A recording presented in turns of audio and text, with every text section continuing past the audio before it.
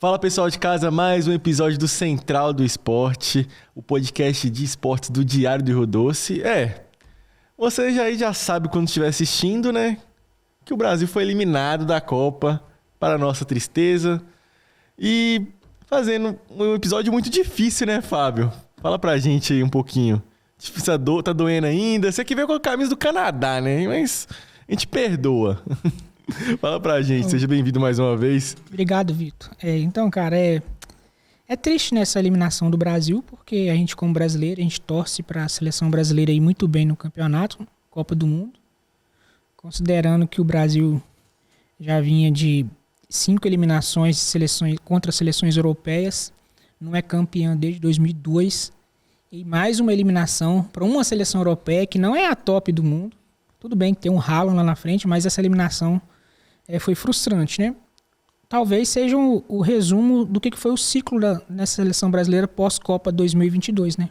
Troca de técnicos, escolha desses técnicos sem muita convicção e a bagunça que foi, né? E aí, na Copa do Mundo, fez algumas partidas ok, outras, né? As partidas que jogou bem foi contra equipes mais fracas, né? As partidas mais difíceis, o Brasil teve mais dificuldade, né? E contra a Noruega, mais uma vez, né? O Brasil teve até a chance de abrir o placar. A gente se lembrar que a gente teve um pênalti. Bruno Guimarães, foi até explicado porque o Bruno cobrou o pênalti em vez do Vini Júnior. Mas todo mundo crê que era o Vini Júnior que era para bater o pênalti. Mas tudo bem, já justificou lá. Mas independente de quem seja, não deveria perder. Futebol é isso aí, gente. Perdeu, quem não faz toma. E depois, no segundo tempo, teve o Endrick. Endrick, que era o pedido de todo mundo, torcedor brasileiro, entrou, teve a chance claríssima e não fez. E aí, tem o Haaland, cara. Cruzamento na área. Não é que o Magalhães foi mal. Uma hora o cara ia ganhar uma bola, não tem como. Fez gol de cabeça. O que mais me assustou foi o segundo gol. Nem foi o primeiro, foi o segundo. Apesar que o jogo estava lá nos momentos finais, o segundo gol ele teve muita liberdade para pensar, vou chutar aqui, e acertou aquele chute. Meio despretensioso, mas certeiro, praticamente matando o jogo. Aí teve o golzinho no final do Neymar, né? Aí não teve muito tempo para fazer mais nada, né? Mas foi decepcionante essa eliminação, né? A gente vai chegar em 2030 com 28 anos sem título, maior tempo sem título desde quando começou a Copa, né? Aconteceu isso de 30 até 58 e agora de novo de 2002 até 2030, 28 anos. Complicado, né? Triste, né, cara? Mas futebol, falei. E não faz tom. O Brasil teve chance de ganhar? Teve, mas não aproveitou. Foi incompetente. A Noruega foi mais competente.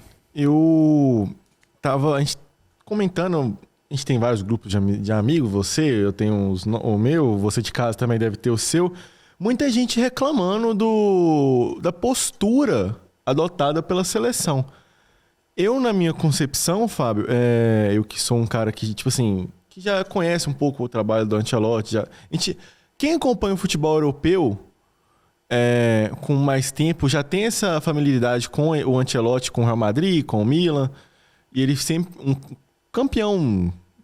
Isso é inegável, todo mundo sabe.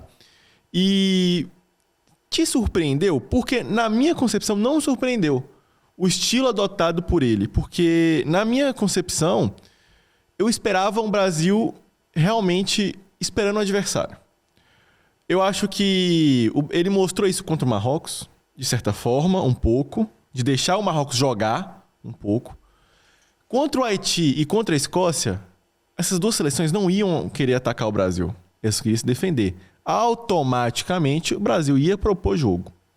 Contra o Japão, me surpreendeu, isso não me surpreendeu só a mim, aos colegas de imprensa, também surpreendeu a postura do Japão, que foi uma seleção que, no amistoso contra o Brasil lá atrás, foi chata, agrediu o Brasil, fez o Brasil sangrar, fez a Holanda sangrar na Copa. E aí, contra o Brasil, ela parece que foi outra seleção. Foi uma seleção que esperou o Brasil jogar e deu campo pro Brasil. Eu vi muita galera falando, o Japão, o Brasil pressionou o Japão. Não. O Japão deixou o Brasil pressionar, na minha opinião. Não sei se na sua. E aí, o Brasil deixa a Noruega ter a bola. E, gente, uma análise minha. Desculpa, a Noruega teve 600 e sei lá quantos passes. Mas na casa dos 600. 6 passes que era zagueiro, Odegaard, que era o meia, voltava pro zagueiro, que voltava pra lateral. Às vezes vinha pra ponta, voltava pro zagueiro. Isso aconteceu muito no segundo tempo, né? Principalmente no segundo tempo. Ele estava meio que cozinhando o jogo, tava tocando a bola isso 0-0, detalhe. 0-0. Então, tipo assim, o Brasil, ele veio com a postura de vamos no contra-ataque. O Ancelotti até explicou na coletiva pra você que não viu. Assista, dá uma olhada, tira suas próprias conclusões. E ele fala que ele fez isso também para não dar campo pro Haaland. De certa forma, deu certo. Não deu campo. Não deu espaço para ele sair correndo no 1 contra 1. Porque não teve lances muito no 1 contra 1. Quando teve, eu lembro só de um, que é um que ele tromba com o Gabriel Magalhães. O Gabriel Magalhães no chão, ele dá um desarme, só que a bola parece que sobra para alguém que chuta para fora. O Odegaard, né, chutou. Defesa do Alisson muito boa no final do tempo, isso. Né? Então, salvou o Brasil naquele momento. Então, tipo assim, teve esse momento ali, mas tipo assim, mano, uma hora ele ia ganhar, uma hora ou outra ele ia ganhar na força. E aí, na minha concepção, aí é muito se. É se. Mas na minha análise, eu não vejo uma análise errada, o Ancelotti fez errado. Ele entrou... Gente, a gente tá falando aqui de um jogo onde o Brasil, na minha opinião, tá? Não sei se vai ser pra sub, isso que eu tô levantando a bola pra você, Fábio. O Brasil, ele tem o pênalti, já é uma oportunidade muito clara de gol. Aos 30, se não me falha a memória, tem um lance do Endrick. 20 e poucos. Aos 13 também. Não, 13. O gol perdido é antes ou depois da pausa? Oi? O gol perdido do Endrick, agora Antes. me fugi. Antes da pausa, então antes dos 20. Então, tipo, aos 20 e poucos... Foi 13 minutos 13 também. minutos. Mesmo 13 no primeiro tempo o pênalti, 13 do segundo tempo... Então, assim, nos 13 do segundo tempo, o Brasil teve a chance de fazer 1-0 e talvez ali matar o jogo. Porque a Noruega tirou o ponta, que é o mais habilidoso, que é o Musa, e botou um ponta do outro lado, só que inverteu. Um ponta habilidoso era o Musa da esquerda, ele tirou ele, botou um cara de meio campo e trocou o Sorloth, que era um cara de altura e físico, para um cara de habilidade, que era o Bob, que jogava no City. E aí, tipo assim, faz 1-0. Ele teve as duas maiores chances. Se faz o gol ali, o jogo era totalmente outro. E aqui a gente poderia estar falando que o Brasil classificou. O Ancelotti é um cara super inteligente, fez a ideia dele, a estratégia dele e deu certo. Como não, muita gente chamando ele de burro, muita gente falando que ele foi covarde. E qual que é a sua análise? Ele foi covarde, na sua opinião? A gente discutiu um pouco sobre a questão da formação do Brasil. Não sei se você lembra, quando eu falei assim, pra mim, né, na minha opinião, né, gente, 4-2-4 era muito arriscado pro Brasil. Ele entrou num 4-2-4, né? Tudo bem que o Matheus Cunha um pouquinho mais recuado, mas era um 4-2-4. E aí quando a gente falou aqui que a Noruega tocava a bola sem ser incomodada, justamente por isso. Só tinha Casemiro, que foi muito mal na Copa, e o Bruno Guimarães, que é um meia que sai mais pro jogo, um volante, né? E tudo bem que o jogador pode recompor uma vez ou outra ali, mas marcação é cara no meio campo, né? E o Brasil sofreu com isso. Esse 4-2-4 para mim foi um erro, apesar que era uma aposta dele, ele jogou muito assim. Eu vejo que por isso a Noruega teve um pouco de mais de tranquilidade para tocar essa bola, administrar, cozinhar o jogo às vezes, sem ser incomodado, né? Por faltar um jogador no meio campo. Ele até colocou depois um jogador no meio campo, mas aí a vaga já tinha ido pro brejo, a situação meio complexa. Mas eu vejo isso aí, o 4-2-4 deixava o Brasil, ainda que esperando o time adversário, um pouco frágil na marcação. Eu acho que, tipo assim, parando pra pensar, acho que ele viu que no 4-2-4 ele fez o gol que salvou o Brasil ali contra o Japão e falou, gente, é o que eu tenho aqui. Ele não queria botar o Neymar desde o início, que seria outro debate pra gente durante o episódio. E ele viu que o Martinelli era a melhor opção para ele para substituir o Paquetá. Na minha opinião, deveria ser o Danilo Santos, né? Que é do Botafogo. Porque é um cara que faz esse box-to-box, olha, área a área, e poderia ser esse cara que ajudaria a seleção. E, igual você falou, 2 caras meio campistas contra um time que tinha 3 e, tipo assim, gente, pra quem não conhece a Noruega do meio campo pra frente é uma seleção que não deixa a desejar. Eu tinha olhado como é que fala? Na classificação das eliminatórias, eles não perderam nenhum jogo. Eles não... 37 gols, se não me falha a memória, fizeram 37 gols e tomaram apenas 5. Então, tipo assim, a defesa, por nomes, não é uma defesa boa, não. Uma defesa bem comum. Mas do meio pra frente é uma seleção de muita qualidade. O volante, que me falha a memória agora, joga na Premier League. O segundo volante foi um dos destaques do Bodo, que é um time da Noruega, não sei se foi na Europa League ou na Conferência agora. Ou foi na Champions, agora esqueci também. Mas foi um dos destaques na Liga Europeia. E tem o Odegaard, que é um camisa 10 de classe do Arsenal, que foi campeão da Champions, da Premier League, foi vice-campeão da Champions. E aí tem o Haaland, que não tem o que falar do cara. Tem o Sorloth, que ele estava improvisado de ponta direita. É um cara que joga de centroavante, grandalhão, igual o Igor Thiago, fazendo uma análise comparativa. Físico, que só sabe bater no corpo e chutar pro gol. É isso. Mal tocar uma bola. E o Musa, que é um cara habilidoso do Red Bull Leipzig. Então, tipo assim, é um time com muita qualidade. Eu entendo que é uma seleção de segunda prateleira, Fábio. Que não tá nas grandes ali. Só que não é uma seleção pequena. Fraca. A gente não perdeu para um qualquer. A gente não perdeu pro Cabo Verde.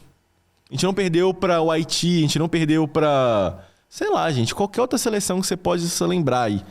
Eu sei, né? Mas ainda assim é decepcionante, porque você vai colocar Brasil e Noruega, mesmo o Brasil não tendo o melhor time dos últimos anos, né? O Brasil é melhor que a Noruega. E foi incompetente.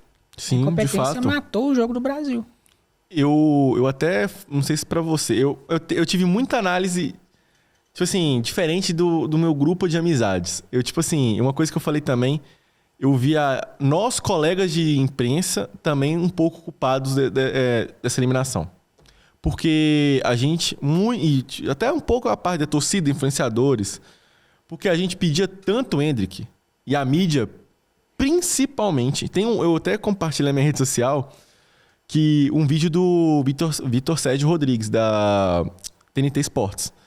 Lá na Copa, depois do primeiro jogo, ele fala assim, tem duas coisas que a gente como jornalista tem o dever de investigar. Uma é o Fábio, a outra é o Endrick. Porque estão segurando ele, e porque estão escanteando ele, deixando de lado.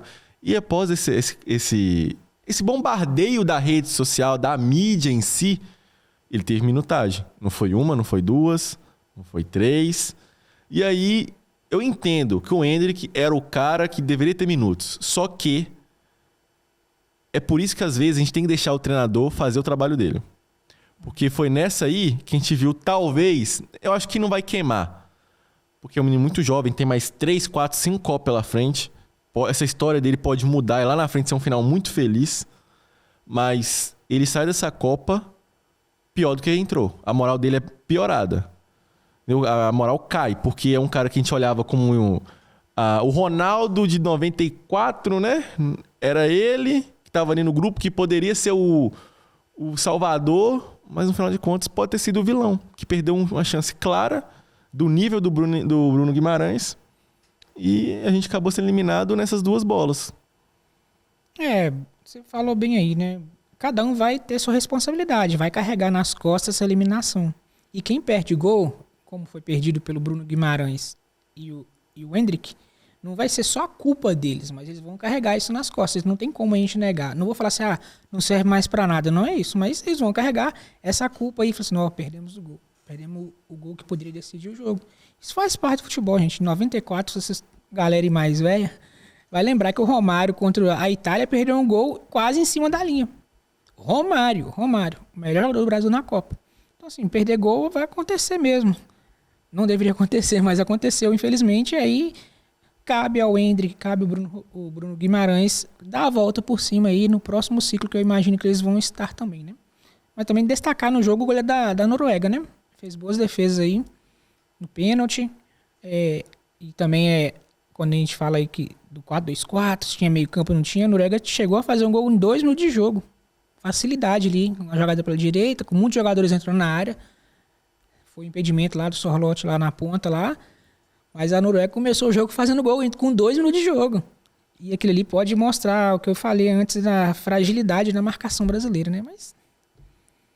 Fica aí, né? Fica nessa. E aí, dando já início pra a gente falar do horizonte, né? Visurar esse horizonte sobre esse próximo ciclo. Vamos fazer um joguinho básico aqui, rapidinho assim, e também já fazer uma comparação falando da idade desses jogadores já na próxima Copa. Vamos ver qual vai ser. Eu vou te falando os nomes dos jogadores e a idade para a próxima Copa. E aí, Fábio, vai falando qual é a sua nota para atuação na Copa e se você acha que está descartado desse novo ciclo que vai vir agora ou se você manteria. No gol, a gente teve o Alisson, 33 anos agora, mas lá em 2030 vai estar com 37. Na sua visão, qual é a sua visão para a Copa de 2030 e da Copa que a gente foi eliminado, né? Não, o Alisson não fez uma Copa ruim, fez uma Copa ok. Poderia ter salvo alguns lances? Poderia. Mas não teve uma falha absurda, coisa assim, né? Foi ter uma Copa ok, mas que não foi suficiente também para salvar o Brasil nos momentos mais difíceis, né? E considerando que às vezes o goleiro pode jogar com mais tempo, a gente vai lembrar do Fábio, sei lá qual a idade, 44, 45, não sei qual a idade do Fábio, tô lembrando aqui. Normalmente o goleiro tem mais idade, ele tem condição mais de jogo. Mas eu não sei se o Alisson vai para um novo ciclo. Eu não convocaria mais. Mas eu considero que goleiro mais velho pode jogar. Né? Mas eu não convocaria nesse primeiro momento. Não estaria na minha lista, Fábio, treinador da seleção. O Everton, não precisa nem de falar, né? 38 anos, 42 vai ter na Copa. Então, tipo assim, já descartado também. Acho que é meio que claro. A não ser que aconteça essas coisas do futebol, né, cara? Começa a pegar tudo e, enfim, mas nesse primeiro momento, esses 3 goleiros aqui, eu acho que não vão fazer parte do ciclo, né? Mas a gente não sabe, né? A gente não sabe. Chute. O Marquinhos vai ter 36 em 2030. Qual a sua visão, tanto para o próximo ciclo? Ele diz que encerrou o ciclo dele com a seleção. Ele falou em entrevista ontem que encerrou, não dá mais. Deu indiretamente. Se a gente considerar também que o Ancelotti convocou o Danilo esse ano antes da convocação oficial, por ser um cara que ele confia, o Marquinhos pode ser o Danilo da próxima Copa. Eu espero também que não seja. Que para mim não tem que renovar mesmo. Mas é um cara que está na Europa, bicampeão da Champions, capitão do PSG. A gente não sabe como é que vai ser daqui a 4 anos, né? Mas estou fazendo essa perspectiva, esse negócio aí, esse comparativo, porque ele pode ser o Danilo da próxima Copa. Eu espero que não. E já falando do Danilo, ele vai estar com 38. Nem devia estar nessa Copa. Essa é a resposta. Léo Pereira. Pô, não tem que dizer, avaliar o Léo Pereira, né? O Léo Pereira foi convocado porque era do Flamengo, gente. Bremer, 33 na próxima. Não sei. Tem uma galera nova que pode surgir, né, cara? De zagueiros aí. Uma geração nova que talvez possa ocupar essas vagas. Até jogadores que não foram convocados, né? Muita gente pensava no Murilo. Enfim, outra Beraldo. Galera aí que pode aparecer. Lucas Paquetá, 28, vai ter 32 na próxima Copa. Vai ter 32. Idade que dá pra jogar uma Copa, mas nem deveria estar nessa também. Então essa é a minha resposta. Então 32 também vai ter o Bruno Guimarães na próxima Copa. O Bruno foi um dos melhores do Brasil na Copa, né? Ele, Vini Júnior, talvez o lateral esquerdo Douglas Santos, né? Foi assim, né? Que ele fez uma Copa espetacular, mas não comprometeu. Eu acho que o Bruno pode sim fazer parte do próximo ciclo. Então, Alexandro vai estar com 39 na próxima. Aqui também é poupa tempo, né? A mesma resposta, não deveria nem estar nessa Copa. Se era Juba ou Kaique? Também acho, também vejo muito esse movimento. Douglas Santos, que pra mim, na minha opinião, melhor jogador do Brasil na Copa. Podem falar o que quiser do Bruno Guimarães, reconheço, foi uma ótima Copa. Reconheço o Vinícius Júnior também, até chegar no jogo de ontem. Era o melhor jogador também, um dos melhores jogadores do Brasil. Só que, gente, o Douglas Santos, ele foi um jogador que veio de... Quem é esse cara? Pra começar, quando foi convocar, quem é esse cara? Segundo, vamos convocar esse cara pra Copa? Terceiro, esse cara vai ser titular no Brasil? O titular seria o Alexandre, né? Todo mundo bancava o Alexandre titular e ele já apareceu no primeiro jogo como titular, surpreendendo todo mundo. E aí, pra fechar a Copa, tipo assim, ele não comprometeu. A gente tá falando de uma eliminação do Brasil onde ele não compromete. Ele enfrenta o Sorloth, que é um cara mais alto, mais forte. Não mais técnico, pra mim fica elas por elas. Mas ele não compromete. Em nenhum jogo ele comprometeu. Se não me falha a memória, posso estar errado. Eu não me lembro de nenhum gol que o Brasil tomou pelo lado dele. Eu tenho que recalcular aqui. Minha cabeça... Os dois gols saem da direita pra esquerda. Que é um é o cruzamento do Noruega. O outro gol é de fora da área pelo lado direito. O gol do Marrocos é uma saída de bola errada. O gol do Japão é também uma saída de bola errada do Danilo. Né? Acho que é isso, né? O gol do... Escócia... Haiti não faz gol. A Escócia fez um. Aí que eu não lembro do gol da... Escócia fez, não? Fez? Não. Foi 2, 3-0? Como é que é? Foi acho que 3-0. Não lembro da Escócia fazer gol, não, gente. Eu também tô nessa também já. Tô abalado com esse trem também. Mas, tipo assim, lembrando os jogos, o Brasil... Eu não lembro de nenhum gol. Foi 3-0, né? 3-0 contra a Escócia. E a Haiti também não faz gol, se não me falha a memória. Então, tipo assim, a gente tem na Copa um lateral que não comprometeu. O que pode comprometer ele aí é a questão da idade, né? A idade ele vai chegar na próxima Copa. E as outras opções que surgiram aí nesse final de ciclo, que muita gente cobrou, está na Copa. Especificamente Juba e Kaique, né? Ele vai estar com 36 na próxima Copa. E aí, vindo para mais um zagueiro, o Gabriel Magalhães, com 32. Qual é a sua leitura, Fábio? Eu acho que ele pode sim jogar mais uma Copa. 32 anos. Mesma idade do Marquinhos dessa Copa. Então, eu acredito que sim, ele pode estar... Dá pra conseguir, sim, né? Se ele manter o nível que ele joga no Arsenal, eu sei que a idade vai chegando, mas se ele estiver jogando no nível que tá, ele vai estar no ciclo normalmente. O outro volante de reserva, né? O Fabinho, com 36. Não, esse aí também... Já deu? Já deu. Casemiro, 34 atualmente, vai estar com 38 em 2030. Ele tá indo pra MLS, pra quem não sabe, ele tá indo jogar com o Messi, no Inter Miami. Já tá fechada a negociação. Acho que já mostra que, tipo, não vai, né? Tipo assim, não dá. Só um milagre, né?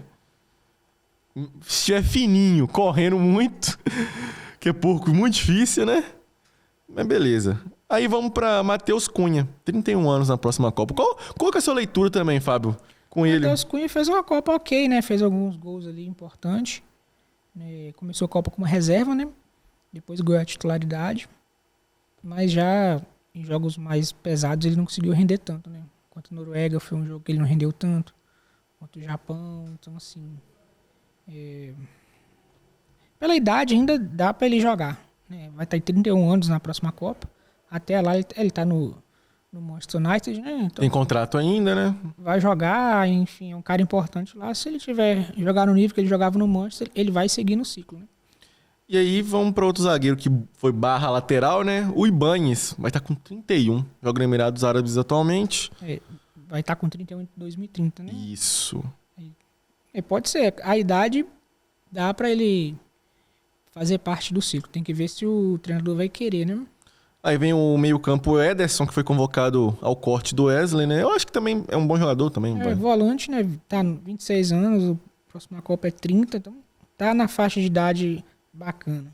E aí eu vou falar um nome que eu quero que você até aproveite e destrinche um pouco dele na Copa. Luiz Henrique. O Luiz Henrique teve poucas oportunidades, né? Não jogou na Copa. Pouquíssimas oportunidades, né? Então, 25 anos, tava muito bem antes da Copa, né? Muita gente achando, pô, o Luiz Henrique pode ser titular em algum momento. E quem acabou ganhando essa oportunidade foi o Ryan, né? Mas eu acho que, claro, o Luiz Henrique, pela idade, pelo potencial que ele tem, certeza no próximo ciclo. Não tem dúvida nenhuma, não. Eu acho que o único erro, pra mim, que eu boto na conta com muita facilidade do Ancelotti é o porquê que o Luiz Henrique ele foi de um 12º jogador para não atuar em nenhum jogo, em nenhum momento, não ter um minuto em campo na Copa.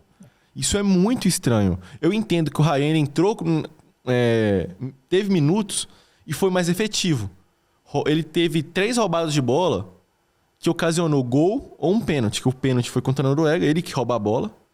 E os 2 roubadas de bola que ele fez, tanto contra o Haiti, a Escócia e o Japão, gera o gol logo em sequência. Então, tipo assim, esse perde-pressiona dele foi preciso pro Brasil. Eu acho que por isso também o Luiz Henrique não teve minutos. Mas eu acho que é algo que o Ancelotti deve explicações do porquê não utilizou ele, na minha opinião. E aí a gente vem pro centroavante o Igor Thiago, que pra mim foi um grande injustiçado também. O Igor Thiago jogou só parte do primeiro jogo, né? Foi sacado no decorrer do segundo tempo, não teve mais oportunidade. É lógico que o Igor Thiago não tem a mesma qualidade técnica de alguns jogadores mais agudos, mas é centroavante, ele foi convocado para isso. E até o jogo contra a Noruega, talvez poderia pedir o Igor Thiago no cruzamento na área, porque os caras da Noruega é tudo alto. E aí você vai mandar cruzamento na área para Neymar e Endrick contra os caras da Noruega é complicado. Eu não descarto de forma nenhuma o Igor Thiago, que ele foi muito criticado, com razão, mas ele é novo, ele tem se destacado na Europa, por onde que passou, lá no futebol da Bélgica, né, que ele jogou. Sim, jogou na Bulgária, Bélgica e Inglaterra agora. Então, ele estava até cotado para ir para o Bayern de Munique, não sei se vai rolar mesmo, depois dessa Copa. Mas se é um cara que mantém o que ele manteve nessa temporada, certamente é um cara que pode estar no ciclo. Não quer dizer que vai ser titular, não é isso não, gente. Mas é um cara que pode participar sim da seleção. Eu não descarto de forma nenhuma. Aí tem o Martinelli, né? 29 anos, também acho que vai ter... Mesma coisa, mesma idade do Igor Thiago, tá lá do Vinícius Júnior também. Também esses aí vão estar, sim, com certeza. São nomes que vão estar na lista rondando do Ancelotti.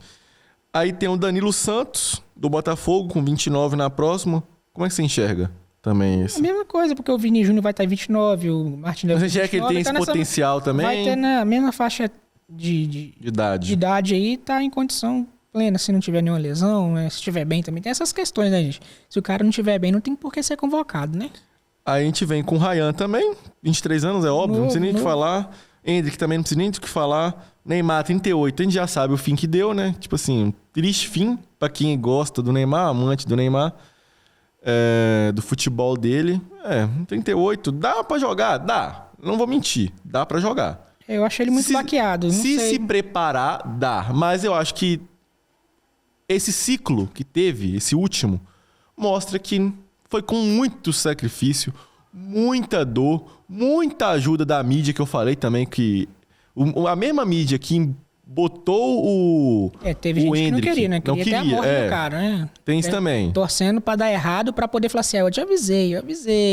Grande parte da mídia, eu acho que tava, o debate mais equilibrado era convocação ou não do Neymar. Mas esse aí eu acho que digo mais é torcedor. O torcedor, junto com a mídia que queria, pressionou muito essa convocação do Neymar.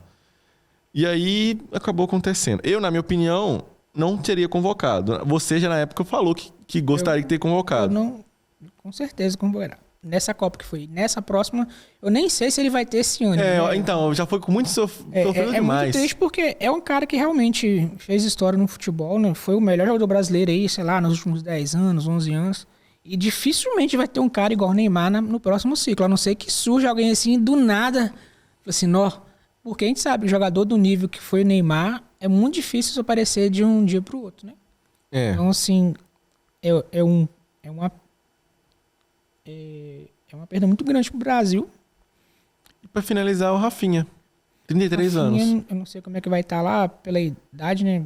Dá pra jogar. Porém, ele tá meio queimado no Brasil porque ele não conseguiu ser protagonista como o Vini Júnior foi em determinado momento da Copa. Né? E a gente tá nessa geração, o Victor, que parece que não aceita uma crítica. Parece que se criticar o cara, parece que tá falando mal da família. Não é isso não, tem que separar as coisas. E realmente o Rafinha foi decepcionante nessa Copa. Pela capacidade técnica que ele tem, pelo potencial, pelo futebol que ele já demonstrou. Essa Copa do Rafinha foi extremamente decepcionante para mim. E porque também o Rafinha, ele é um jogador, não é protagonista do nível do Yamal no Barcelona, para quem não conhece. Ele tem mas ele tem momentos bons, de protagonista no Barcelona. Sim. E ele não conseguiu minimamente ser esse cara. Se ele tivesse sido protagonista junto com o Vini Júnior, o Brasil podia ter... Com certeza. Bem, teve lesão, né, gente? Considerar isso aí. Mas ele foi para mim uma das maiores decepções aí no grupo. Considerando o potencial que ele tem. Mas ele tem idade um pouco mais avançada para chegar no próximo ciclo? Tem. Aí vai ver como é que vai ser a questão. Como vai chegar. Física, né? Enfim. Mas ele veio, para mim foi uma decepção muito grande para essa Copa, talvez dos nomes do Brasil aqui. Até mais do que o próprio Casemiro, que pra mim, todo mundo gostou da volta dele e acabou não rendendo. Dizem que ele tá indo pro Emirados Árabes, o Rafinha, que os empresários já estão procurando. Se for pros Emirados Árabes, já mostra que, tipo assim, é meio difícil de chegar nesse caminho. E aí, já falando um pouco mais pra frente, já que essa parte pro visurar o horizonte, eu achei um post muito legal, vou dar os créditos também, pro Bola VIP, o Instagram deles aí, vocês podem procurar, que é Bola VIP Brasil. Fez uma collab com fanáticos por futebol, que fizeram alguns nomes de jogadores que podem aparecer nessas próximas listas, nesses próximos 4 anos. Goleiro, Luiz Júnior, do Vila Real, pra quem não conhece, é um goleiro que oscila. É um goleiro que oscila titularidade e reserva no Vila Real. Cauã Santos é um goleiro do Eintracht Frankfurt. E se não me engano, também ele dá uma oscilada como titular reserva. Isso eu não confesso que eu não conheço muito. No Brasil, tem o Pedro Morisco, que é o titular do Coritiba, que foi o melhor goleiro da Série B do ano passado. É um goleiro que o Palmeiras já olhou pra ele já. Antes de contratar o Carlos Miguel, foi um goleiro que eles sondaram. E tem o Kaique Pereira do Palmeiras, que tá com 23. Esse eu também não conheço. São os caras mais novos. A gente pode citar aqui, cara.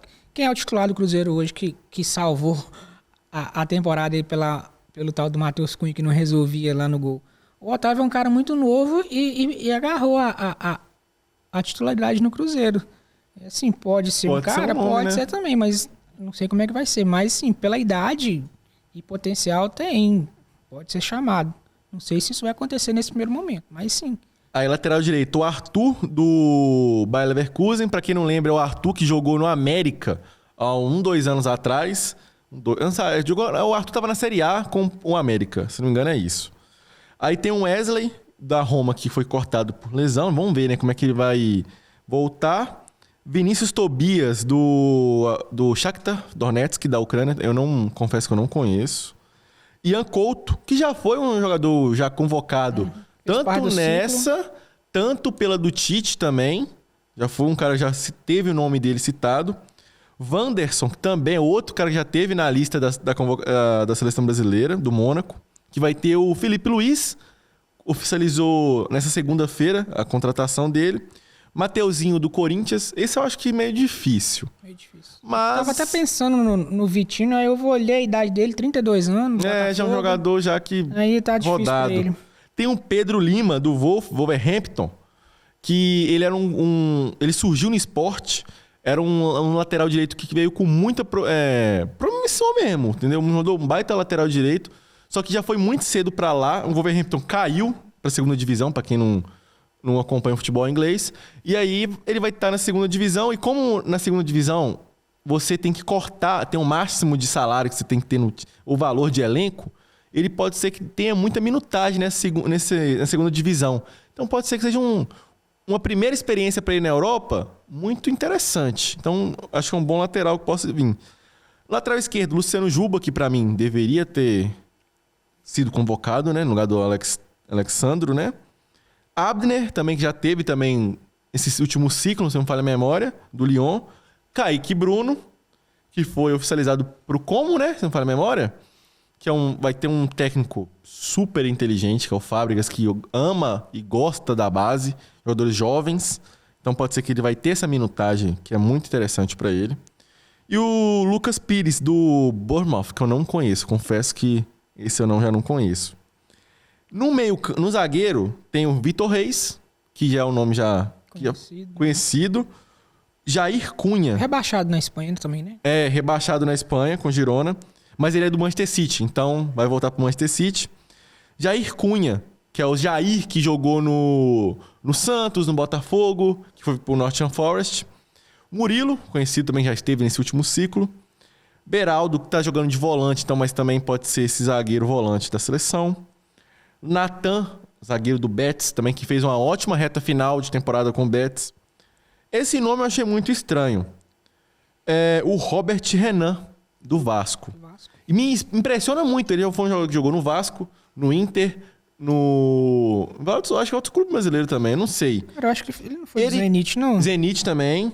Corinthians, lembrei, Corinthians. Ele foi da base do Corinthians. 22 anos apenas.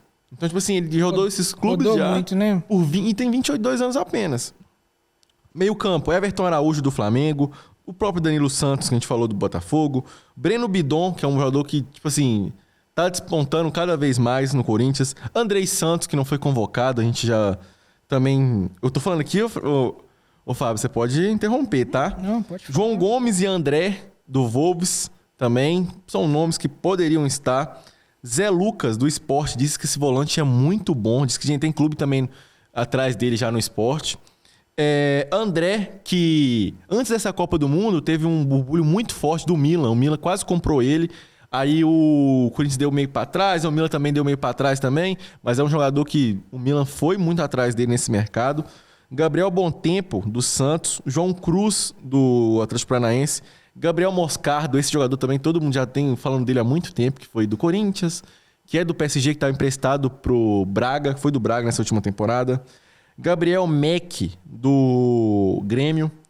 John, que jogou no Red Bull Bragantino ano passado, que era do Palmeiras, tá no Zenit agora. E aí vem para atacantes. Alan, do Palmeiras. Estevão, 19... Mano, o Estevão tem 19 anos e é um dos principais jogadores do Chelsea. Ele, se estivesse na Copa jogando, eu tenho certeza que também poderia ser diferente essa história. Endrick, Vitor Roque, Ryan, Savinho, que eu acho que tá prestes a sair do Manchester City. Essa ida dele pro Tottenham, que tá gastando uma bala de dinheiro, muita grana tá sendo investido. Pode ser uma ótima upgrade pro futebol dele. Ele vai ser mais protagonista desse time. Cauã Elias, Caio Jorge, Giovânia, o outro nome que é o nome nível Douglas Santos. É um nome que a mídia pouco se fala dele. De onde? Do Napoli.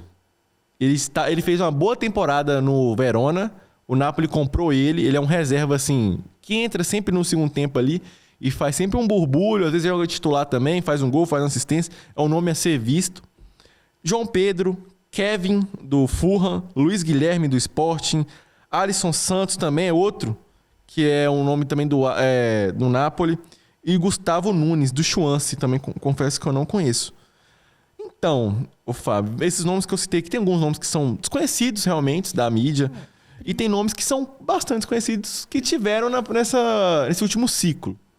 Primeiro, considerar que na próxima convocação, mantendo o Carlo Ancelotti, que a gente está considerando isso porque ele renovou, né? Eu não sei se a CBF ia mandar o cara embora depois de renovar, porque aí teria multa, e a multa deve ser altíssima por causa do salário. Então, considerando que é o Carlo Ancelotti, ele não vai descartar todos os jogadores que estavam na Copa. Isso o pessoal tem que ter, talvez no primeiro amistoso, querer ver caras novas, mas uma base dessa Copa ele vai chamar no próximo ciclo. O Rodrigo Caetano, ele falou pós eliminação que vai permanecer, o trabalho vai continuar. Mas alguns nomes, como a gente destacou aqui, eu acho que são certos, cara. Kaique, Bruno e Juba não tem por que não serem convocados logo na primeira convocação. E isso pra mim é certeiro. Tem um nome que foi muito pedido aí, é questão... Eu sou suspeito de falar, porque você sabe qual é o time que eu torço, né? Aquele time lá de 5 estrelas. O Matheus Pereira tem 30 anos hoje. Na próxima Copa vai ter 34. Eu não sei se... Mas se tiver no nível que tá, poderia estar no ciclo. Né? Mas pela idade, talvez não vai participar desse ciclo, né? E também pela característica de jogo, que não é o que o Ancelotti gosta também. Mas era um cara que talvez... Pelo menos para o torcedor cruzeirense, e pelo que a gente tem jogado, poderia estar na Copa. Não foi. E pelo menos começar esse ciclo aí. Porque é um cara que joga do meio para frente. Se ele estiver jogando bola para caramba, eu acho que sim, poderia ser uma opção. Porque no Brasil não tem esse cara que é um camisa 10 igual ele, assim. A característica que ele tem. Diferente do Paquetá. Tô falando que é melhor ou pior, não. É a característica diferente. Aí tem que ver se o Ancelotti quer isso pro estilo de jogo dele. Eu acho que não quer. Mas poderia ser uma opção que não tá aí nessa lista, né? Mas pela idade, talvez lá com 34 anos, lá na Copa, talvez ele possa não estar. Mas também pode, né? A gente tá falando de futebol. 4 anos pode gerar alguém que não tá nem nessa lista aqui também, e despontar. Então 4 anos é uma coisa muito longa, galera. Falando de jogador do Cruzeiro, que era o Caio Jorge ano passado, que foi muito bem. Esse ano teve muita lesão, então ficou de fora. Mas é um cara de grande potencial, né? Essa galera nova da própria Copa do Mundo, Ryan, não tem como o Ryan ficar de fora, não tem como o Endrick ficar de fora. É esperar pra ver, né, cara? Agora os desconhecidos aí, a gente vai ter que esperar mais um pouco, né? Pode ser nomes que estão na visão aí da galera lá da comissão, pode ser. Mas aí tem que ver como é que vai ser, quando vai ser, aí é outra um trabalho história. de longo prazo, não tem como prever, E aí, né? esse longo prazo é interessante porque quando a gente fala do Ancelotti como campeão de tudo, foi no clube, quando ele estava presente no dia a dia.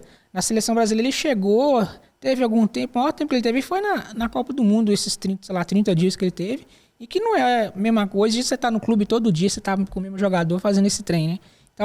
Talvez começando do zero, ele consiga fazer um trabalho melhor, porque também foi um pouco decepcionante esse primeiro momento dele na seleção brasileira, por toda a expectativa criada, né?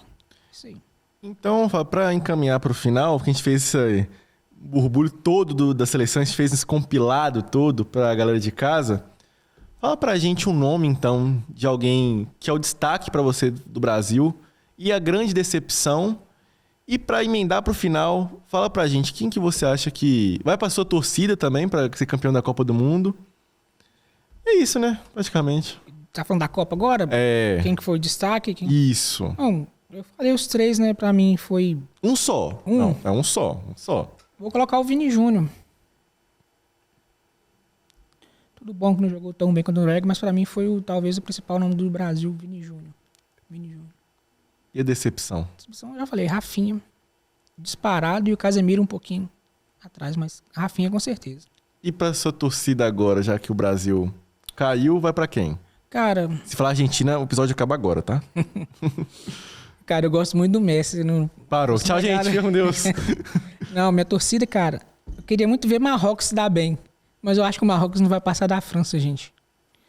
Vai repetir o confronto, né? Foi a semifinal da Copa anterior. Agora vai se enfrentar nas quartas de final.